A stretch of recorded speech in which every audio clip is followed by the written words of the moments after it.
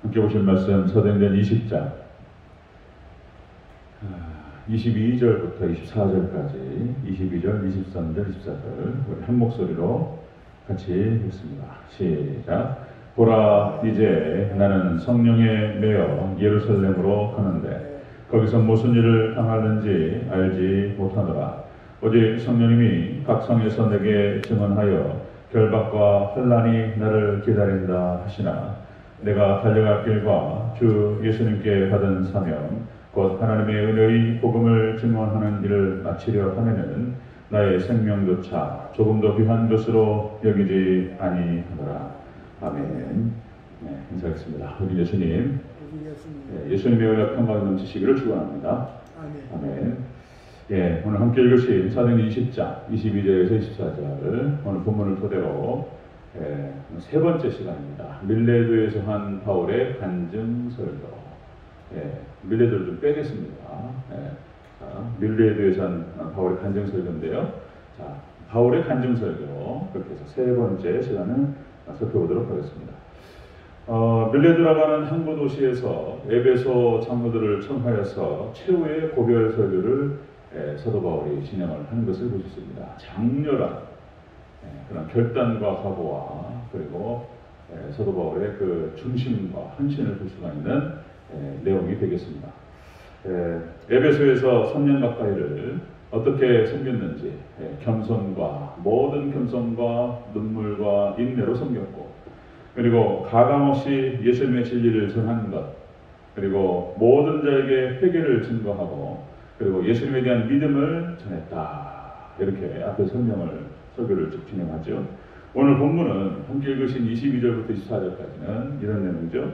앞으로 어떻게 사역을 마무리할 것이며 끝까지 어떻게 달려갈 것인가에 대한 결단이 서려 있는 것을 볼 수가 있습니다. 자, 바울의 간증 설교 세 번째 시간 같이 확인합니다. 자, 첫 번째로 성령님께 매여서 예루살렘으로 간다. 이렇게 얘기하고 있습니다. 22절을 같이 읽습니다. 시작. 보라, 이제 나는 성령님에 매여 예루살렘으로 가는데 거기서 무슨 일을 당하는지 알지 못하노라. 아멘. 성령님께 매였다는 거예요. 성령님을 매여서 예루살렘으로 간다. 그러니까 이 말이 성령님께 붙들려서 사명의 길로 간다. 붙들렸다는 거예요. 여기서 이제 매였다. 이 매였다라고 하는 이 헬라 원어가 그런 뜻입니다. 묶이다. 이런 뜻이에요. 묶이다. 그 다음에 동이다. 묶어버렸어. 동이다. 휘감다. 이런 뜻입니다.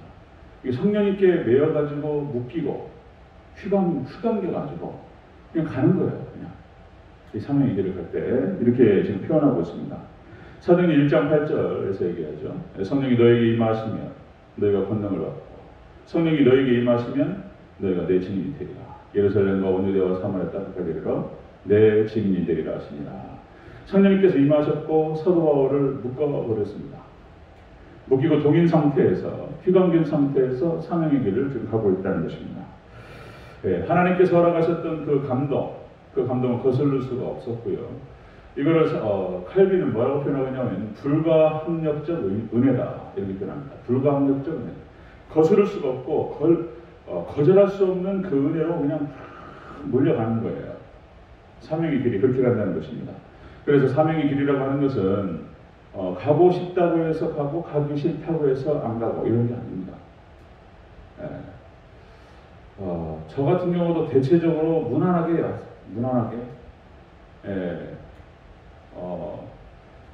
분명히 하나님께서 부르셨다. 소명에 대한 확신 아무리 놓고 고민을 해보고 흔들어보고 피해보기도 하고 다 해봤지만 거스를 수가 없었습니다. 그래서 하나님께 항복이죠. 항복. 그리고 이제 이 길을 오면서 거의 흔들리지 않고 조금 상처가 오고 이럴 때 이게 아닌가 이런 가끔 생각을 했지만은 그냥 끌려왔어요.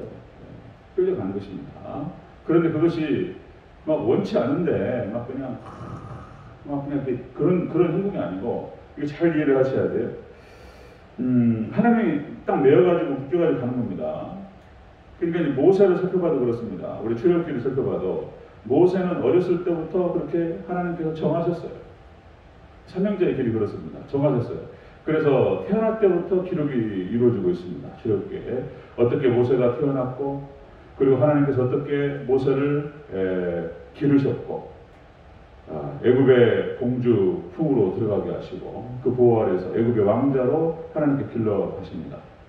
그리고는 하나님의 때가 되니까 어떤 사건들이 이루어지기 시작하면서 자연스럽게 광야로 가게 되죠. 광야에서 또 하나님의 인도하신 거에서 가운데에서 겐족속을 만나게 되고 거기서 결혼하고 40년 동안 광야에서 연단을 받고, 그리고 애굽에서 있었던 그런 어떤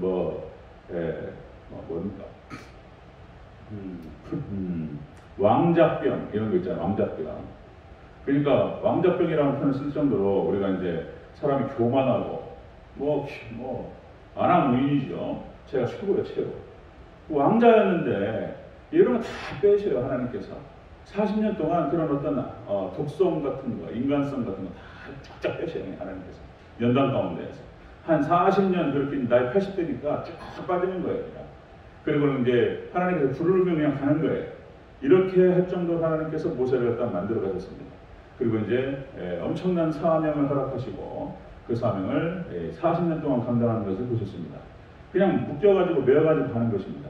자, 모세가 그렇고요. 역시 이제 또 다 그렇습니다. 사명자들의 길이 다 그런데 사무엘도 마찬가지입니다. 사무엘도 어렸을 때부터 정해져 버렸어요, 그냥. 어머니 한나의 기도를 통해 가지고 형성되었고, 그렇게 어렸을 때부터 성전에서 크면서 기도하는 거나 보고 예배 드리는 거나 보고 그게 큰 거예요.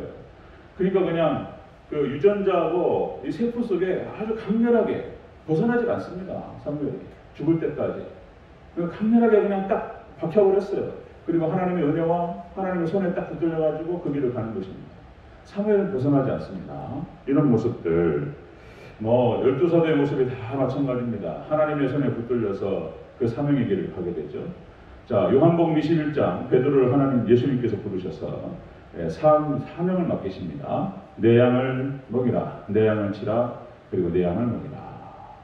그러니까 이제 대표적으로 베드로를 갖다가 상징적으로 세우는데, 이제 베드로에게 그 이후의 말씀이 나타나죠. 요한복음 21장 18절. 내가 진실로 진실로 내게 이르노니 네가 젊어서는 스스로 띠띠고 원하는 것으로 다녔거니와 늙어서는 내 팔을 벌리리니 남이 내게 띠띠고 원하지 아니하는 것으로 데려가리라. 사도 바울이 어떠한 죽음으로 하나님께 영광을 올려드릴지에 대한 말씀이었다. 이렇게 해석하고 있어요. 그래서 베드로도 그렇게 해서 순교의 길을 가게 되고 12사도가 다 그 길을 가게 됩니다. 동일하게 지금 사도 바울의 모습을 보고 있습니다. 성령님께 매어가지고 묶여가지고 가는 거예요. 그런데 그것이 막 가기 싫은데 막 가는 게 아니고 뭔가 운명적인 어떤 그런 이끌림에 이렇게 끌려가는 것입니다. 그리고 또 그 안에는 기쁨도 있고 영광스러움도 있고 복잡한 감정이 같이 섞여 있어요. 하나님의 어떤 절대적인 주권에 잡혀가지고 가요. 그런데 그 하나님의 절대 주권 가운데 붙잡혀서 가는 그런 가운데에서도 그 안에 또 이 사명자들의 선택이 있어요. 모세도 선택이라고 표현했습니다. 모세가 믿음의 길을 이 길을 선택했어요. 모세가 40살에 애굽에서 왕자로서의 그런 어떤 부경을 누릴 것을 다 포기하고 자기 백성과 함께 고난을 받을 것을 선택했다고 기록됩니다. 히브리서에. 그러니까 그 안에 하나님의 절대주권으로 가는데 또 그 안에 사명자가 선택이 있어요. 제가 원해서 선택해서 복잡한 참 이게 양자역학적인 세계인 거예요. 하나님 절대주권의 손에 붙들려 가긴 하지만은 그 안에 또 감사함으로 자기가 선택해서 그 길을 따라갑니다. 이런 얘기입니다. 이런 얘기. 자, 바울의 간증 설교입니다. 첫 번째로 성령님께 붙잡혀가지고 나는 사명자의 길을 간다. 이렇게 얘기하고 있습니다. 자, 두 번째 보겠습니다. 바울의 간증 설교 두 번째. 성령님께서 결박과 환난이 기다린다. 이렇게 말씀하셨다는 것입니다. 23절 함께했습니다. 시작. 오직 성령님이 각 성에서 내게 증언하여 결박과 환난이 나를 기다린다 하시라. 아멘. 결박과 환난이 기다린다. 이렇게 말씀하셨다. 기다린다는 표현이 여기서 머물다, 거하다 이런 뜻이에요. 또 기다린다, 머물다. 환난이 머물 것이다. 환난이 기다리고 있어요. 지금 거기 머물러 있습니다. 환난이 결박과 환난이 머물고 있다라고 할 정도로 확실해.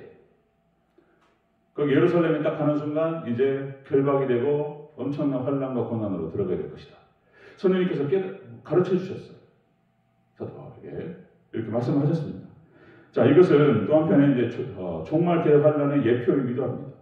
우리에게 미리 말씀하셨고 우리 하나님 백성들이 환난을 거치게 될 것입니다. 예수님께서도 말씀하시기를 너희가 환난을 당하나 담대하라. 내가 세상을 이겼노라 하시니라. 환난을 통과해야 될 것을 말씀하셨어요. 그 환난을 통과하는 과정에서 우리가 정금같이 됩니다. 이것이 진짜와 가짜가 딱 이제 나눠집니다. 이 환난을 통해서 진짜와 가짜가 구별돼요. 환난을 지나는 가운데에서 극심한 환난이 예견되었다는 것입니다. 뭐 우스갯소리로 또 어떤 분은 그런 말씀 하신다는 거죠. 우스갯소리로 이쯤 되면 하나님 알려주셨잖아요. 그럼 감사한금하고 안 가면 되잖아요. 안 가면 환란에 들어가야 환란이 있을 것이라고 분명히 말씀하셨는데 아따 이게 하나님께서 알려주시네. 그리고 감사한금 많이 하고 안 가면 돼요. 안 가면 또 에베소 장로들이 또 붙들었단 말이에요. 가시라고. 근데 굳이 그걸 부르시고 가냔 말이에요. 그러니까 또 사도 바울은 그런 거예요. 거기가 오순절 절기예요. 많은 사람들이 운집합니다. 예루살렘 교회에 또 가서 또 헌금을 전달해야 돼. 그런 것도 있었고 많은 사람들을 만나면서 또 복음을 증거하고 그리고 사도 바울의 가슴 속에서 요동치고 있는 그 열정을 어떻게 할 수가 없었어요. 그 성령이 주시는 거예요. 그 열정과 그 감동과 그 사모함과 그 영혼 구원을 위해서 그 용서주시는 그런 마음도 주체할 수가 없었다는 거예요. 참 사도 바울이 그렇습니다. 그래서 극심한 환난을 기다린다. 그래서 이걸 알려주셨다라고 하는 것은 이제 마음의 준비도 하는 것입니다.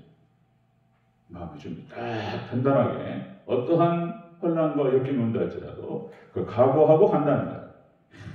이런 얘기죠. 사도 바울이 회심 때부터 이것은 예수님께서 말씀하신 거예요. 자, 사도행전 9장 16절에서 이렇게 나옵니다. 그가 내 이름을 위하여 얼마나 고난을 받아야 할 것을 내가 그에게 보이리라.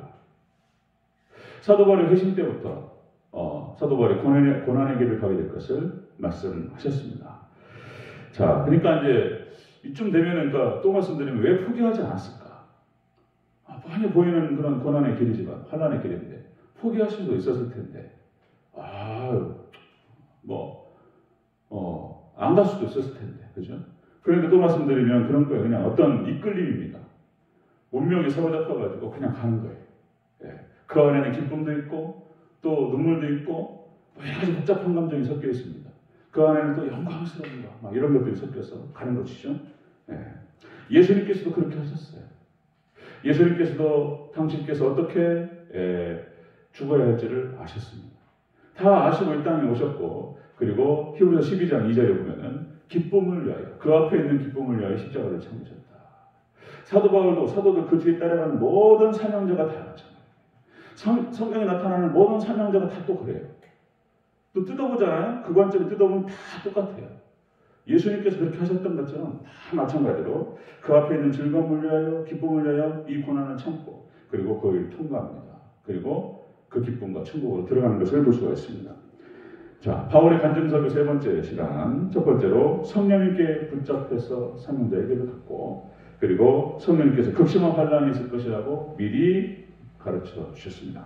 자, 그런데 세 번째 이런 결단이 일어납니다. 자, 바울의 간증서로 세 번째입니다. 복음 증언을 위하여 생명조차 귀한 것으로 여기지 않겠다.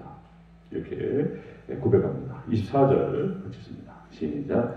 내가 달려갈 길과 주 예수님께 받은 사명, 곧 하나님의 은혜의 복음을 증언하는 일을 마치려 하면 나의 생명조차 조금도 귀한 것으로 여기지 아니하노라.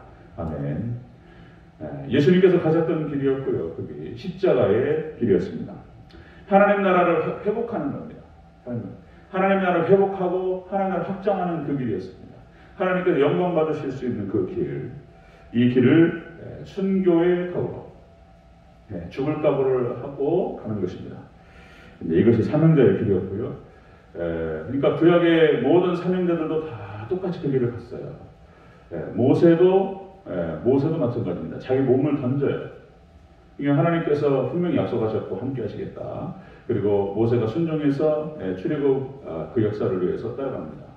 그러면서 그 과정에서 여러 가지 많은 문제에 부딪히고 위기에 부딪히고, 그렇지만 또 모세는 자기 몸을 던져요. 이스라엘 백성들을 위해서 막 하나님 제 이름을 생명체에서 지워주시옵소서,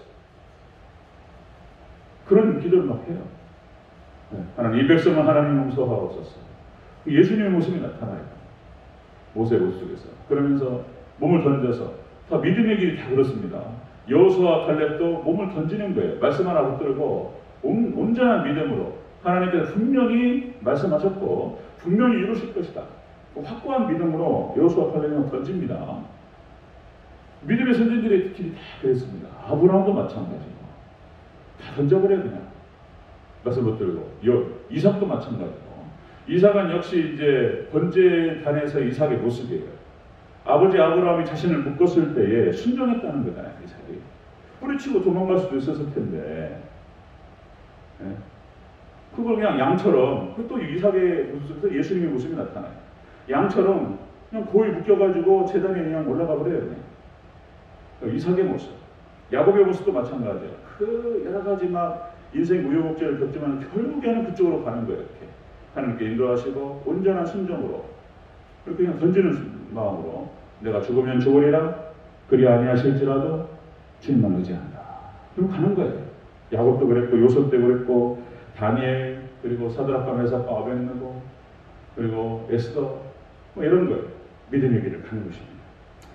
자, 사도행전 21장 13절 사도 바울이 그렇게 얘기하죠. 자, 21장 바로 옆에 있는데요. 제가 읽겠습니다. 바울이 대답하되 여러분 어찌하여 울어서 내 마음을 상하게 하였느냐. 나는 주 예수님의 이름을 위하여 결박당할 뿐 아니라 예루살렘에서 죽을 것도 각오하였느냐. 결국에는 사도 바울은 거기 가서 결박당하고, 그리고 로마로 압송되고, 로마의 복음의 씨앗을 뿌린 다음에 거기서 순교합니다. 자, 그렇습니다. 자, 밀레드에서 했던 바울의 간증설교, 고별설교입니다. 자, 이렇게 성령님께 붙들려서 묶여가지고 사명자의 길을 갔고, 그리고 성령님께서 극심한 환난이 있을 것이라고 미리 말씀하셨음에도 불구하고 이렇게 순교의 각오로 복음의 증거의 길을 갔던 것을 볼 수가 있습니다. 사명자의 길이 나 마찬가지다. 근데 그 안에는 막 고통스럽고 막 가기 싫은데 막 억지로 끌려가고 이런 정서가 아니고, 그 안에는 영광스러움과 그리고 기쁨과 이것이 같이 복합적으로 섞여 있어요. 그리고 결국에는 하나님께 그렇게 영광 올려드리게 되고, 그리고 천국에서의 놀라운 보상과 그의 어떤 희생과 섬김의 삶을 통해서 수많은 영혼들이 살아나고 교회가 세워지는 놀라운 영광스러움이, 그런 열매들이 맺게 되는 것을 볼 수가 있습니다. 우리도 동일하게 정말 사도 바울이 그랬고 예수님이 그러셨던 것처럼 사도들이 그랬던 것처럼 우리도 동일하게 우리에게 주신 그 사명과 직분의 길을 감당할 때에 성령님께 매여서 그렇게 정말 영광 가운데서 이 길을 끝까지 완주하는 저와 여러분의 삶이 되시기를 주 여러분과 축원합니다. 기도하겠습니다.